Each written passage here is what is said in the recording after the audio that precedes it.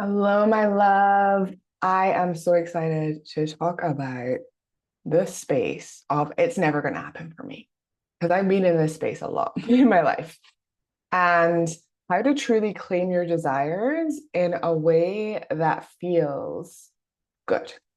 This episode is really for you if you're like, I know that I struggle. I keep things secret. I secretly hope that these things are going to happen. I'm telling myself, I'm saying that I want a relationship, but then inside I'm saying it's never going to happen. Like it's not going to happen. Like if you're in that space with whatever it is, like job, promotion, whatever it is in your life, if you're in that space, my love, this episode is for you. So let's dive in. So when I first got into self-development, I read all the books and I was reading about law of attraction and listening to podcasts and all of those things. And for me, there was just something that was missing. There was something that was missing. I was like trying to do these processes where I was writing down the manifestations. I was trying to feel into what it would feel like if I had the thing, all of the stuff that is within this teaching and what they tell you to do.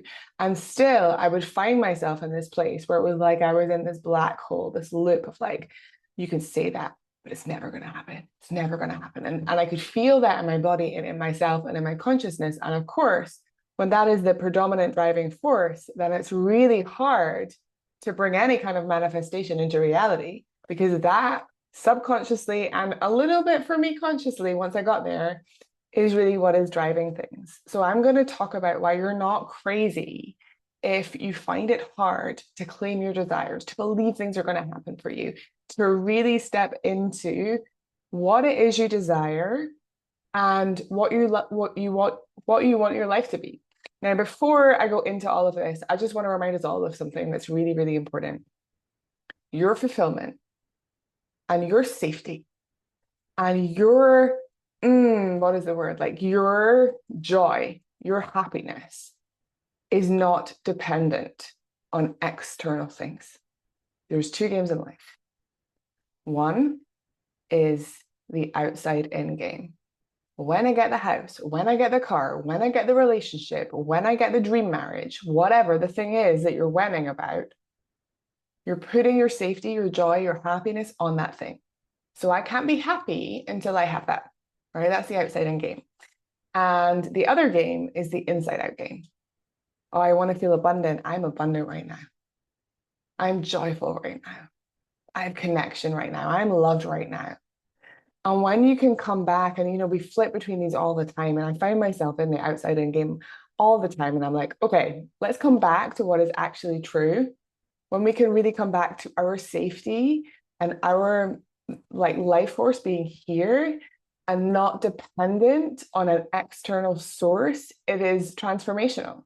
And I really experienced this when I moved to Lisbon because I put so much on Lisbon. I put so much on it. Like when I get to Lisbon, my life is going to be so good and I'm going to be just, everything's going to fall into place. And it didn't feel like that. I moved last year. It was hard. It was an adjustment. I had to really integrate myself into a whole new city in winter where there was no one really that I knew that well. And my pattern showed up. The things I do show up, right? Because wherever you go, there you are. Wherever you go, there you are. So until we actually heal what's underneath, the actual outside thing doesn't actually matter. So I just want to put that on the table first. And I can talk more deeply into that. And I do in some of the courses that I do. I really want you to let that land. Okay. So first of all, you're whole and complete right now. You may not feel that way, and I get it, my love, because I have been there. I really have been there. And that's where doing this inner work is the juice, is the thing that is going to take you into that state. But I also want to talk about claiming your desires because it is so important. And there's so many reasons why we don't, why we're not brave enough to say out loud, this is going to happen for me. I desire this. I don't really like the word want. I try not to use it as much as I can. I desire this. Okay, so one of the reasons, biggest one, that you don't let yourself claim with what you desire is that you don't know what it is. You don't know because nobody ever asked you, right? So you actually don't spend the time really thinking about what is important for you. Now, if this does not apply to you, good. If you're already really clear, don't worry. There's stuff coming up that I really want you to sink into and be in. But so often we don't act from desire. We don't make decisions from love and joy and pleasure. We make decisions from fear. We make decisions from, well, I better do this because if I don't do this, then this might play out. I see this all the time with people who are in my DMs and they have a job, they have a career that they want to leave. But that voice is so strong and so pervasive. And so the first step of claiming what you desire is to let yourself dream. Now, if you have any childhood wounding around not being fully expressed and not being really encouraged to dream and really believe that things could happen for you, if you saw your parents model to you, hey, we're like this, we fit in this box in society, and therefore it is unsafe for us to want X thing or desire X thing, then you will have inherited some of that. And for that reason, really thinking about what you desire actually might feel like it brings up a lot of contraction because your body is like, oh no, that's not where we are. Okay. And you can still do it. So the beautiful thing about our bodies and our nervous systems is that we can program them to hold the life that we want. So you can take a deep breath. You can say to yourself, it is safe to dream. And if that doesn't feel true, you do a little more work, you unpack it. This is stuff I go deep on in the work because it is so important. But I'm going to leave that there. Anyway, first thing is, what is it that you want? Do you know? And do you know why you want it? Like, get really clear about that. These are my desires, and these are the motivations behind them. Now, sometimes our desires we've outgrown them. So an example of this for me is that I really desired to become a novelist. That was the thing that I was going to do. And I wrote 2 novels and I got lots of bits published, shortlisted for things, but it never really truly happened. And then at some point, I just didn't desire it anymore. In fact, I wasn't really writing anymore because suddenly I had this business and it was like, oh, this is the new dream. So I really want you to let yourself evolve and let your desires evolve. Okay? You're a human being, you're not a robot. Just because you said you wanted something 3 years ago does not mean you still need to have that on your vision. You get to decide at any moment that you can change. Okay? So really think about your desires. Think about what is true for you. Make a mind map. Let yourself dream. Go bigger, right? And breathe. And let your body be in contraction. It doesn't mean anything. Our body, our nervous system is going to take anything it has not yet experienced as threat. But that does not mean that we need to read that biological response as, okay, now I'm going to shut down. We don't need to do that. We don't need to do that. Okay. So first step, what do you actually desire? And why? That's super clear. Also, permission. I've given myself permission to let this evolve. Okay. I remember somebody saying to me, oh, you'll be a teacher forever. When I went into teaching, I had another career before that. Like, this will be it for you. And I was like, maybe. Same with coaching. Maybe. I don't know. Because I'm really committed to growth.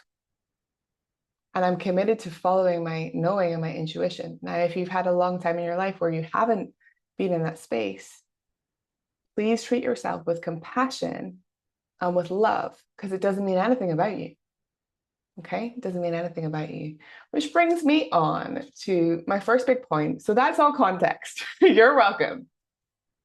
One of the biggest things that's in the way of you claiming your desires is what you're making it mean about you. Oh, but if I want my business to get bigger, if I want to earn more money, then people are going to think I'm selfish. People are going to think I'm up myself. People are going to think whatever, whatever, whatever, right? When you truly start to tap into desire from pleasure, desire from joy, so many stories come up around selfishness. And really, what that does is it activates like this tribal thing of I'm not going to be in the pack. We need each other. And biologically, we needed each other, right? Well, before, we couldn't be in our little individual houses with our individual heating and our individual whatever. We needed to be in tribes. And so our bodies are programmed for that. So the threat of being rejected, the threat of being abandoned is actually pretty big in our system. So the beautiful thing about this is just to be like, okay, what am I making these desires mean about me? And can I choose again? So if I'm making the desire that I want to leave my job and go after this passion of building this business, if I'm making that mean that I'm reckless, can I really look at that and choose again? Can I choose again? Okay, so you've got to look at what you're making it mean about you. Added to this, my love, is that as women, and if you're a man, you're very welcome here too, just mostly I coach women. As a woman, we also have the stay small conditioning. We're literally conditioned and have been for generations to shut down our voices and make our bodies smaller. Okay, so really think about that. Oh, I've been conditioned into staying small and now my vision is big. Of course, this is going to feel uncomfortable. And of course, these stories are going to be coming up. Still, can I be a yes to my yes? Still, can I lean in when there's contraction and fear? Because what am I choosing to make a decision from? What am I choosing to make a decision from? When we can bring in, 90s, you'll hear me say this probably every episode, 96% of our behavior is subconscious. Okay. So that means that there is all of this in our subconscious that is happening, that is dictating our behavior. That is the reason that we don't move forward when we could. That is the reason that we go for the house that we don't really want because we've told ourselves a story about whatever, right? It all happens in the subconscious. But when we can bring this subconscious into the conscious, then we get to work with it. Then we get to be like, oh, here's my conditioning. Here's what I'm making it mean about me. Okay. And then you can choose again. I'm not saying that process is easy, but it is a process you can choose. Beautiful, right? Okay. Second reason that people don't claim their desires. And oof, this is a big one. Underneath it all, you're believing you're something about yourself that is in opposition to your desire. So what I mean by this is say that you deeply desire partnership, but a part of you is associating with a very deep belief and has been for a very long time that you're broken, that you don't deserve good things, that you're not good enough, that there's something wrong with you. If any of those beliefs have charge, then we know they're true, then you operate from that belief. Now, if you believe that you're not worthy, are you going to really put yourself out there to live the best life possible? Are you going to go out with, again, the energy of joy, the energy of pleasure, the energy of desire? No, you're not. Because again, subconsciously, you're sabotaging yourself. So this is why it can be so hard to claim our desires, because it's like, oh, I feel this pull towards this thing, this life, this change, but I don't think I can show up to it. I don't believe in myself enough. It can be a really bitter pill to swallow. It can be something that you really got to sit with. Because again, then we get to have change. Then we get to start working on this. Then we get to start going in the direction of, okay, the first step is to heal this belief within myself. And then I can really claim this, but not from a place of, I need to get X to prove X. I need to get the best job ever to prove to the bullies in high school that I'm actually worthy. I need to have the most beautiful house to show my parents that I'm safe. No, it has to be for you. And this is the most countercultural thing. You get to want what you want, desire what you desire because your soul is a yes. As simple as that. As simple as that.